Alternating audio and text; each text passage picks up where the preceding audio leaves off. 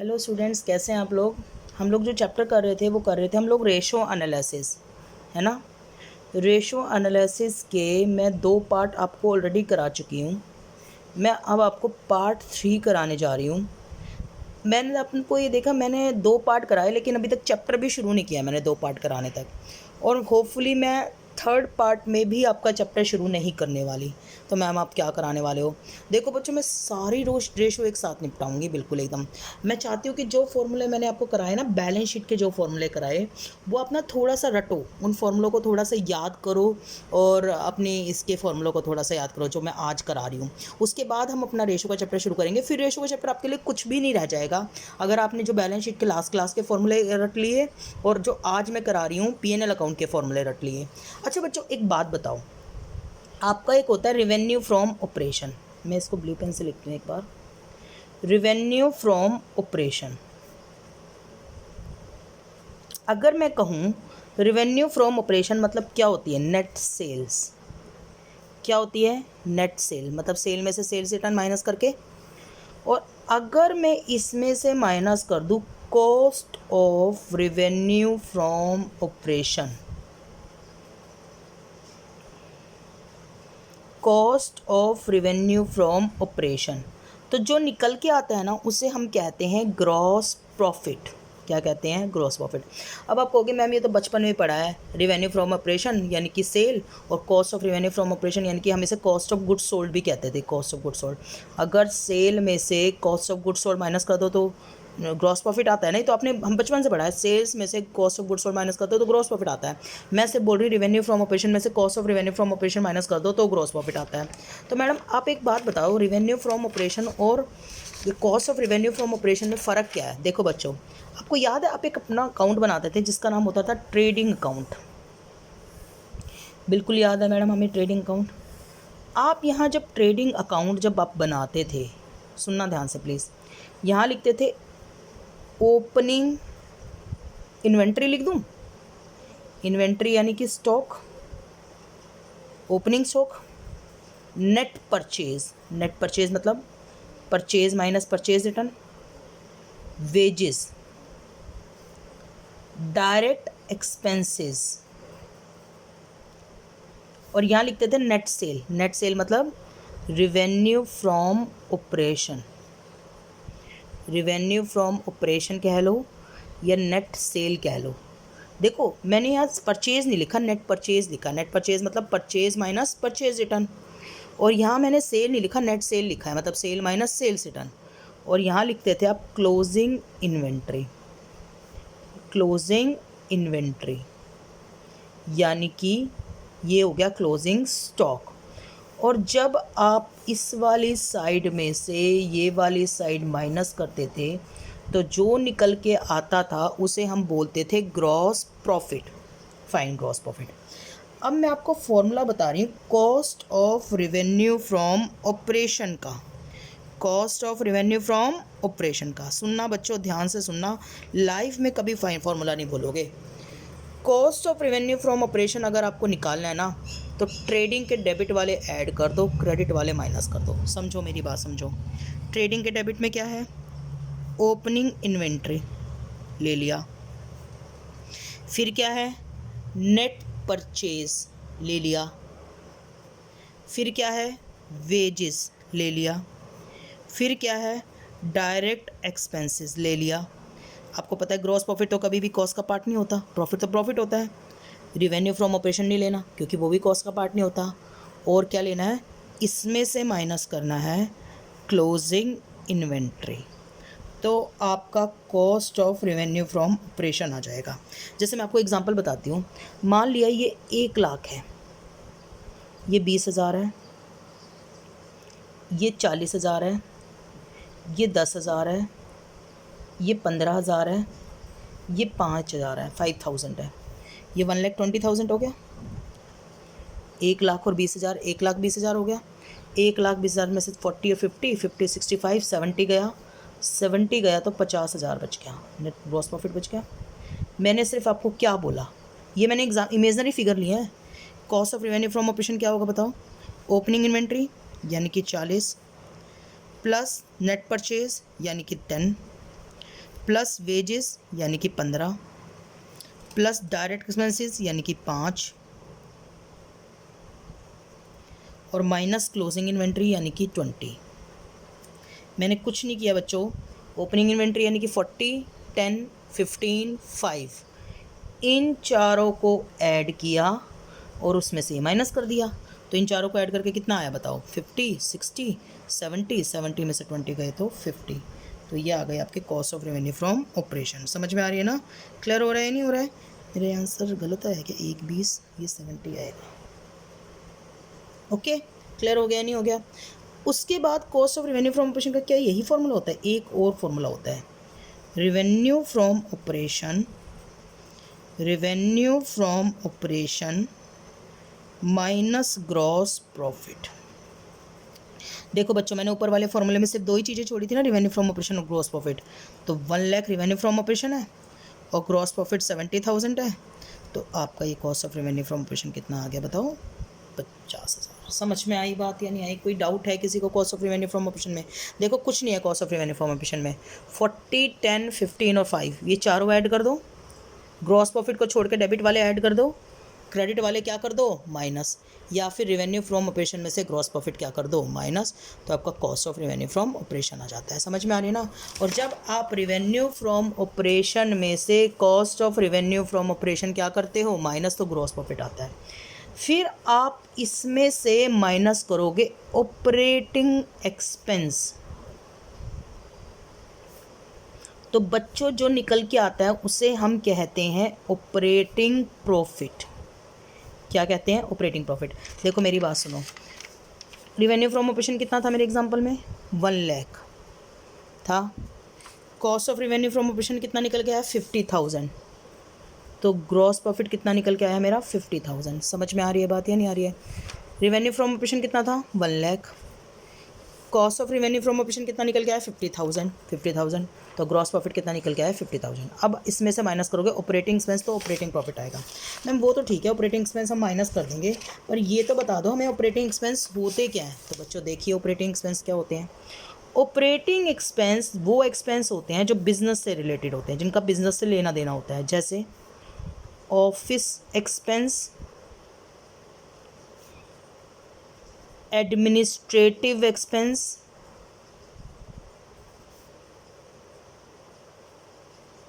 Selling expense and distribution expense.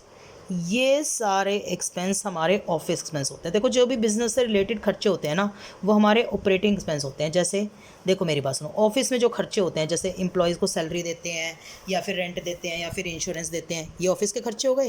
Administration का काम संभालना, जैसे कि प्रिंटिंग, डेप्रिसिएशन वगैरह हो गया, तो ये सारे एडमिनिस्ट्रेटिव हो गए। सेलिंग, बेचने के खर्चे, जैसे डिस्काउंट हो गया, बैड डेट हो गए, है ना। और डिस्ट्रीब्यूशन यानी कि जैसे डिलीवरी वैन माल सप्लाई करके आती है, उसका डेप्रिसिएशन हो गया, या फिर पैकिंग के खर्चे हो गए।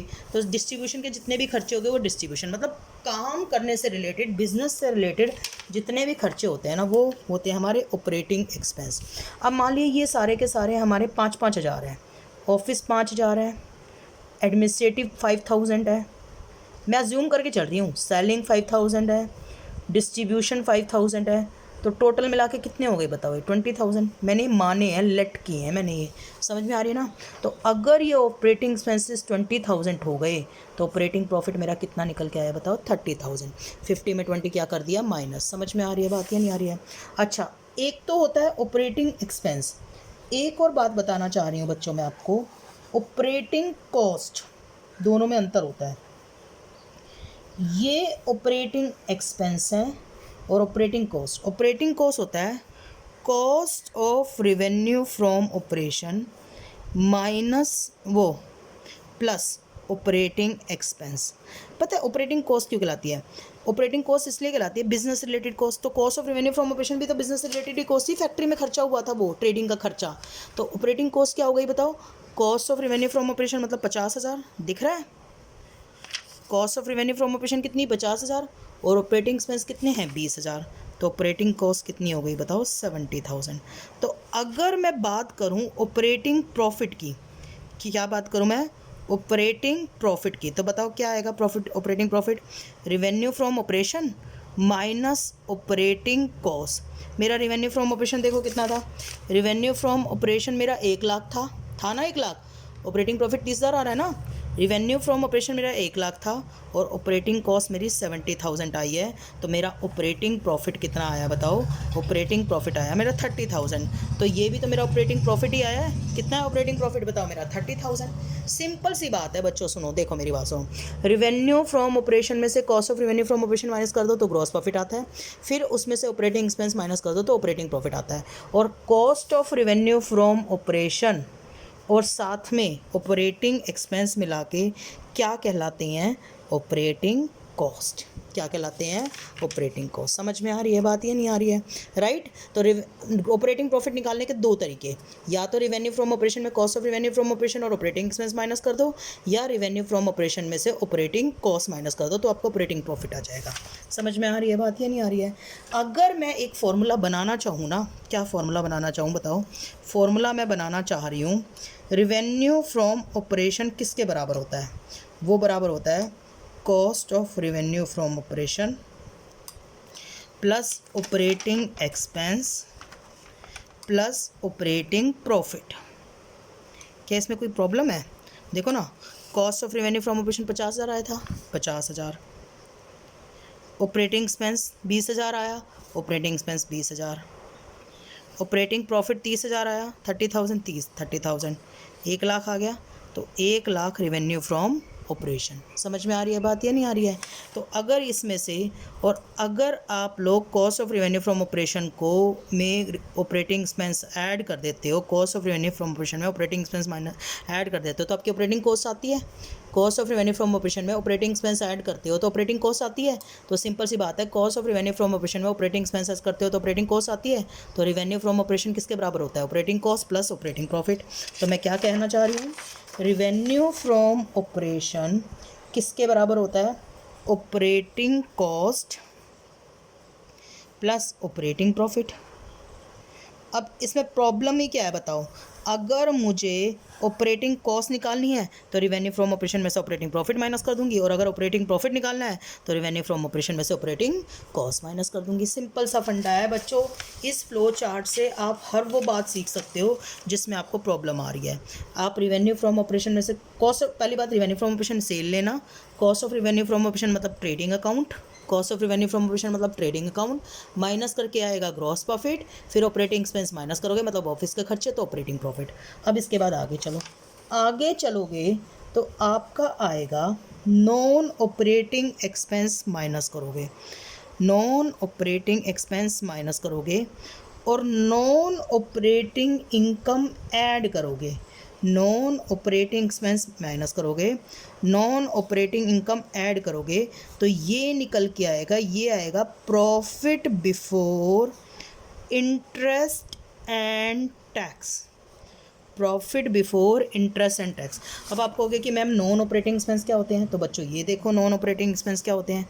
नॉन ऑपरेटिंग एक्सपेंस होते हैं, नॉन ऑपरेटिंग एक्सपेंस होते हैं जिनका बिजनेस से कोई लेना देना नहीं होता, मतलब फिर भी बिजनेस में होते हैं वो खर्चे, जैसे लॉस बाय फायर, आग लग गई, या थेफ्ट चोरी हो गई, बिजनेस रिलेटेड नहीं होते।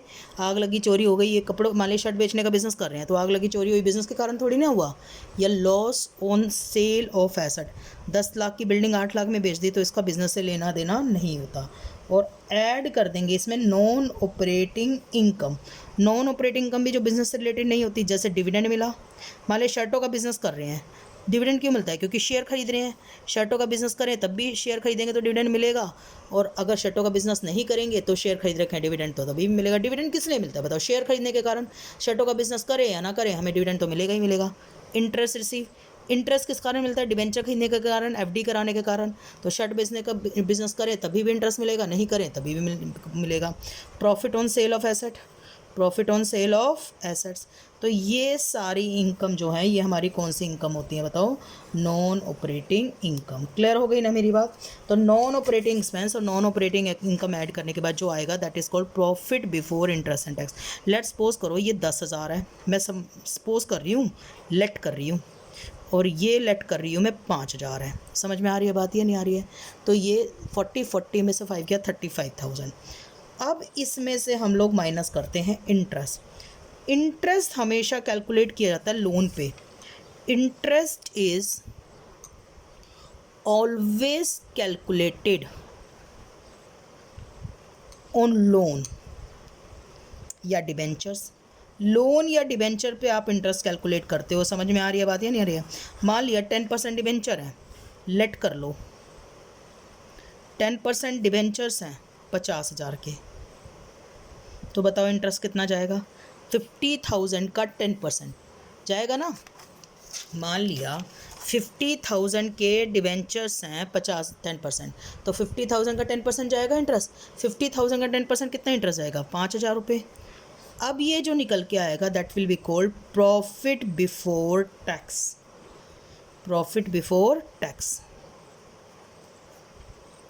अब इसमें से माइनस करते हैं टैक्स। इसको मैं शॉर्ट में बोलूँगी PBIT, profit before interest and tax, और इसको शॉर्ट में मैं बोलूँगी प्रॉफिट बिफोर टैक्स यानी कि PBT। अब इसमें टैक्स कैलकुलेट करेंगे। टैक्स कैलकुलेट किया जाता है percentage on PBT। Percentage on PBT। मान लिया लेट करो टैक्स रेट 30% है, मान के चल रही हूँ, तो 30,000 का 30% कितना हो गया? 9,000। तो ये जो आएगा that will be called profit after tax. Profit after tax PAT। समझो मेरी बात, ऊपर से समझो। रिवेन्यू फ्रॉम ऑपरेशन में cost of revenue from operation minus कर दो, ग्रॉस प्रॉफिट आता है। फिर उसमें से ऑपरेटिंग एक्सपेंस माइनस कर दो, ऑपरेटिंग प्रॉफिट आता है। फिर उसमें से नॉन ऑपरेटिंग एक्सपेंस माइनस कर दो, नॉन ऑपरेटिंग इनकम ऐड कर दो, तो profit before interest and tax आता है। फिर उसमें से इंटरेस्ट माइनस कर दो तो प्रॉफिट बिफोर टैक्स आता है। फिर टैक्स माइनस कर दो तो प्रॉफिट आफ्टर टैक्स आता है। अब इसमें से माइनस करते हैं प्रेफरेंस डिविडेंड। Preference dividend. समझो मेरी बात समझो। देखो डिवेंचर होल्डर को इंटरेस्ट दे दिया, गवर्नमेंट को टैक्स दे दिया, अब प्रेफरेंस शेयर होल्डर का डिविडेंड देना पड़ेगा ना।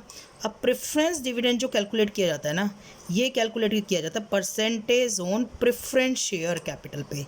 Percentage on preference share capital पे। मान लिया preference share capital let 10% preference share capital थी 10,000 की। 10,000 की, तो 10,000 का 10% कितना हो गया बताओ? 1,000। तो अब ये आ गया, ये जो बच गया ये बच गया earning to equity. Earning to equity, ये अब इक्विटी वालों के लिए बच गया। समझो मेरी बात समझो प्लीज़, देखो मेरी बात समझो। देखो सेल हुई, सेल में से फैक्ट्री के खर्चे घटा दिए जिसे कहते हैं cost of revenue from operation. Sale में से फैक्ट्री के खर्चे घटा दिए जिसे कहते हैं cost of revenue from operation, gross profit आ गया। फिर उसमें से ऑफिस वगैरह के खर्चे घटा दिए लेकिन बिजनेस से रिलेटेड, तो ऑपरेटिंग प्रॉफिट आ गया। फिर उसमें से ऑफिस के खर्चे घटाए पर वो बिजनेस से रिलेटेड नहीं थे तो नॉन ऑपरेटिंग कहलाएंगे, और नॉन ऑपरेटिंग इनकम ऐड करी जो बिजनेस से रिलेटेड नहीं थी तो प्रॉफिट बिफोर इंटरेस्ट टैक्स का। फिर इसमें से डिवेंचर होल्डर को इंटरेस्ट दे दिया, प्रॉफिट बिफोर टैक्स आ गया। गवर्नमेंट को टैक्स दे दिया, प्रॉफिट आफ्टर टैक्स दे दिया। फिर प्रेफरेंस शेयर होल्डर को उनका डिविडेंड दे दिया, प्रेफरेंस डिविडेंड दे दिया, वो percentage on preference share capital पे निकलता है। तो जो निकला वो निकला अर्निंग टू इक्विटी।